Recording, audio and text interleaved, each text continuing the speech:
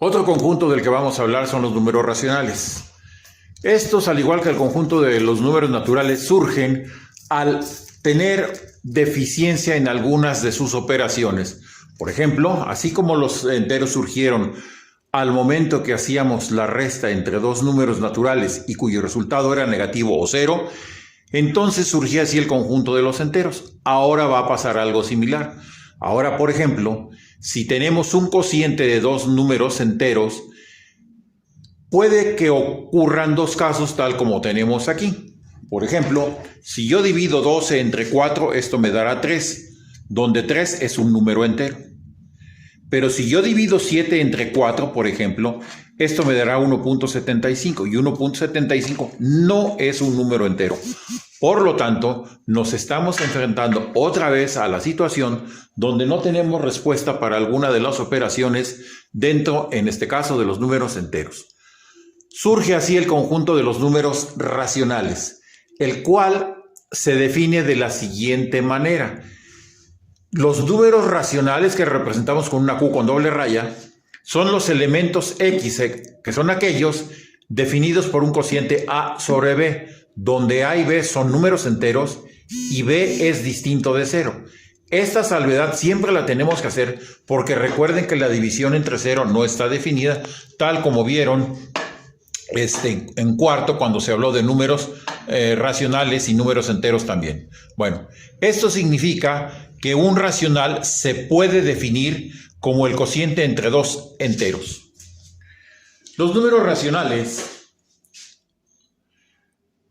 pueden estar representados de dos maneras diferentes, como una fracción racional, es decir, lo que comúnmente conocemos como un quebrado, o como una fracción decimal, es decir, con una parte fraccionaria y decimal que en este caso es periódica. Es importante entender eso de periódico. Por ejemplo, 2 quintos. 2 quintos expresado como fracción decimal, al efectuar la división puede transformarse en 0.40000. ¿Qué significa eso? Que es una fracción decimal periódica donde acostumbramos no poner los ceros, pero eso no quiere decir que estos no existan. Por eso es que se llama una fracción decimal periódica, porque los ceros se repiten indefinidamente. Menos un tercio, por ejemplo, es otra fracción racional que puede ser expresada como fracción decimal al efectuar la división y me quedaría 0.33333, es decir, una cifra también periódica e infinita, donde la misma cifra se repite muchas veces. 10 cuartos es 2.5 con varios ceros, menos 4 novenos es 0.4444, etc. Con fracción decimal periódica de igual a 4, es decir, 4 es la cantidad que se va repitiendo. Abajo tenemos, por ejemplo, un séptimo al efectuar la división es 0.142857, 0.142857, 0.142857 y así sucesivamente. Es una cifra también periódica, pero aquí la diferencia es que el periodo es de 6 cifras, mientras que en el 1/3 y en el 4 novenos, con signos negativos, las fracciones periódicas son de una sola cifra, es decir, se repite una cifra y acá se repiten 6 cifras, obviamente siguiendo el mismo orden. Ambas formas son representaciones decimales de un número racional. Es decir, un número racional lo podemos tener representado en dos formas: en la forma de una fracción racional o en la forma de una fracción decimal. Bueno, al igual que los números naturales y los enteros, los números racionales también los podemos representar en la recta numérica, donde, pues en el lugar que les corresponda, ¿no? Normalmente estos aparecen entre los números enteros, dependiendo de cuál sea su valor. Al efectuar la división, por ejemplo, tenemos menos 5 medios, que equivale a menos 2.5, menos 3 cuartos, que equivale a menos 0.75.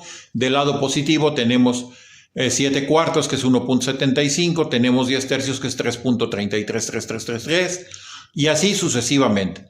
Entonces, si ustedes ven, van ocupando los espacios que quedan entre los números enteros. Debemos considerar algo. Todo número entero siempre puede ser expresado como un racional, simplemente con añadirle el denominador 1, lo cual me da la expresión más simple de un número entero expresado como racional. Por ejemplo, 4 es 4 sobre 1, 7 es 7 sobre 1, menos 8 es menos 8 sobre 1.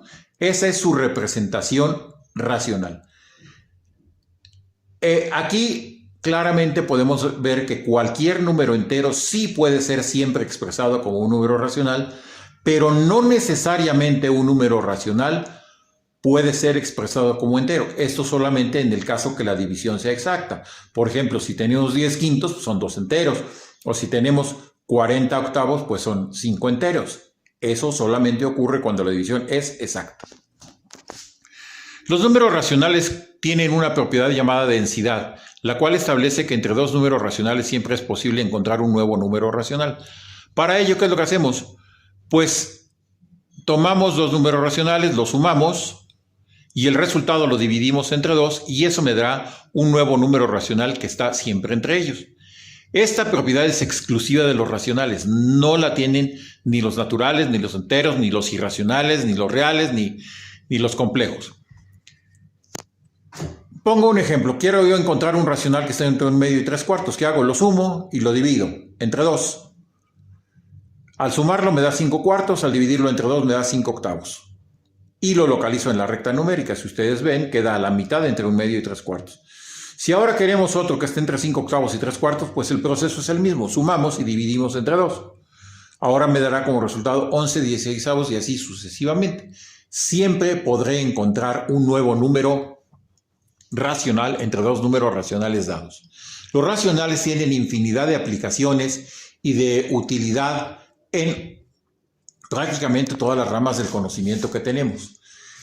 De hecho, en la antigüedad muchos pueblos no los consideraban porque no sabían cómo calcularlos, no sabían cómo dividir algo en partes. El caso más notable es, por ejemplo, los egipcios, que ellos sí lograron establecer algunas fracciones en su sistema de numeración. Ellos sí lograron establecer el concepto de una cantidad fraccionaria, como en este caso serían los números racionales. Bueno, nosotros sabemos que para transformar cualquier número racional en decimal lo que hacemos es dividir. Pero evidentemente si las dos son representaciones de una misma cosa, pues debemos también de conocer cómo es el proceso para transformar un número racional expresado como fracción decimal a un número racional expresado como fracción común. Y eso es lo que dejamos de tarea en este punto.